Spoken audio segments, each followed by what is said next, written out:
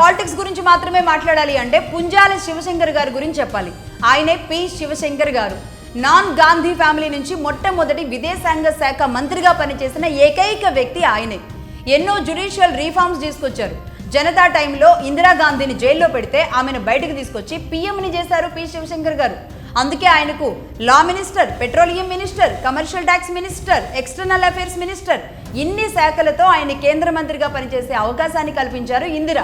ఇక ఈయన ఆనాటి కాంగ్రెస్లో ఎంత శక్తివంతుడంటే గనక ఇందిరా మరణం తర్వాత రాజీవ్ గాంధీ పీఎం అవ్వాలని ఒకవైపు, శివశంకరే పీఎం అవ్వాలని ఇంకోవైపు నడుస్తున్న టైంలో అప్పుడు ఆయన బూటా సింగ్తో, ప్రణబ్ ముఖర్జీతో ఇద్దరితో మాట్లాడి ఏమాత్రం కూడా పీఎం అయ్యే అర్హతలు అన్నీ ఉన్నప్పటికీ కూడా సాక్రిఫైస్ చేస్తున్నాను అన్న ఫీలింగ్ కూడా లేకుండా రాజీవ్ గాంధీని అప్పటికప్పుడే ఇబ్బందుల్లోకి తీసుకురాకుండా అప్పటికప్పుడే ప్రణబ్ ముఖర్జీకి పీఎం పదవి అప్పగిచెప్పి అక్కడ కూర్చోబెట్టిన ఘనత పి శివశంకర్ గారికి ఉంటుంది.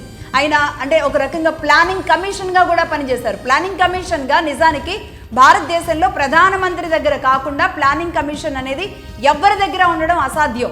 అది ఎన్డీఏ గవర్నమెంట్ కావచ్చు, యూపీఏ గవర్నమెంట్ కావచ్చు. అలాంటిది ఒక ప్లానింగ్ కమిషనర్గా పనిచేసిన నాన్ పీఎం వ్యక్తి ఎవరైనా ఉన్నారు అంటే కనుక అది పి శివశంకర్ గారు మాత్రమే. First and last planning commissioner as a non PM అనేది చాలా స్ట్రాంగ్గా చెప్పొచ్చు. అలాగే